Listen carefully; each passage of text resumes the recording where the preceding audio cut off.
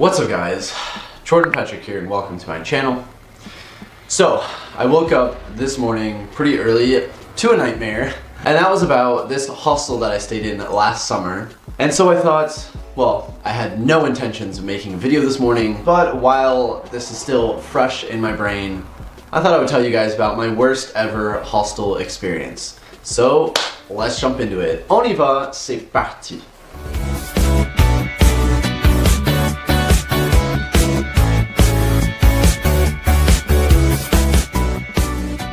Okay, so I do have a lot of experience staying in hostels. I think that they are a great solution for students who don't have a lot of money. Basically, they're broke and they like to travel. So you'll generally stay in rooms of up to 6, 8, sometimes 12, sometimes 20 people all jam-packed into one room. And usually you'll have bunk beds, it's a twin size bed, so it's really small, and you just have to share your space. But it's really just a place to lay your head at night and to see whatever city it is that you're visiting. However, that's all fun and games when you're young and dumb and broke. I'm avoiding copyright issues by not playing this song right now, but go check it out because this is exactly what it's like to stay in a hostel. That's great. But then once you're a working professional, we like to take a little step up, okay? But I still like to travel on a budget. So I'll still go through booking.com and stay at hostels, but single room hostels, which means that sometimes you have communal bathrooms. It's like a step up from the 20-person room bunk bed situation, because you do have private space. So if you want to socialize, you can. There are some communal spaces, and other times there's nothing. It's like you're staying in an apartment. But enough about that. I was not here to talk about the good experiences. I'm here to talk about the worst experience I have in a hostel. So, last summer I was doing an Eastern European trip. I was going to 7 different countries. By myself, I was solo traveling, and I started in Vienna, went to Bratislava, then I went to Krakow, and then I went to Stockholm, Sweden. So maybe you're wondering why I'm saying my Eastern European trip when I'm also going to Sweden, like that's not Eastern Europe. It's because originally I was supposed to go to Ukraine and Belarus during this time, but I was going to be taking a train and a bus to do it, but you cannot do that without a visa. And so I was like, all right, where can I go from Krakow the cheapest? So I found a Ryanair flight to Stockholm, super cheap, and then from Stockholm to Riga, Riga to Tallinn, and Tallinn to Helsinki, Helsinki back to Tallinn, and then back to France. So that was my summer 2020, no, it wasn't 2020 yet. This was back when times were good. And in another video, I'll probably talk about my whole summer 2019 trip. But yeah, back to why you clicked on this video is to hear about this experience. So, Stockholm. Because this was like the last piece to the puzzle of my trip, it was the last one that I was booking everything for. So I had limited options. I mean, this was August, so the weather was really nice.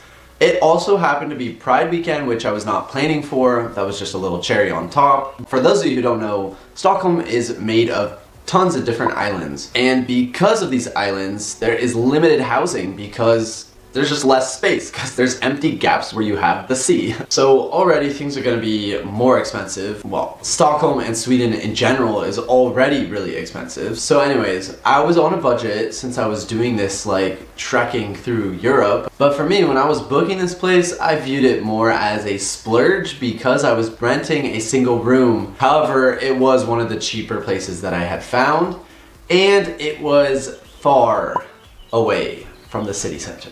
I definitely needed to take the tram or the train. That's not the worst part, just like the location. It was fine, whatever. It was really hard to find the place. I tried calling the girl and yeah, she wasn't being very like descriptive. So that was already like a bad start. And then finally I enter and what the hell? This does not look anything like the pictures or the description. For one, you walk in and it's clearly her apartment. You know, someone's clearly living there and normally, but it's like she's kind of camped out in the like hallway area. There's not a couch, there's not anything. It's just the table where she eats, a chair, and that's it. She just sits there and eats all day. That's not even the worst part. And while she's telling me these stories that I just do not care for at the moment after traveling all day, it's like, I just want to go and take a nap and then go see the city. Then in the photos, I'm like, okay, so where's my room with like the view of the street and everything?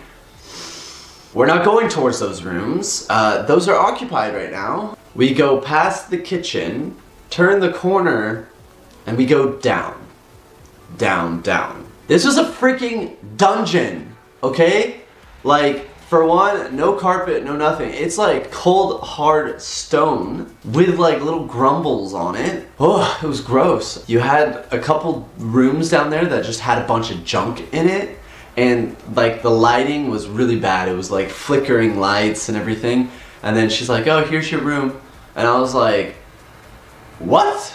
I was like, I did not sign up for this. There are no windows. We are literally underground.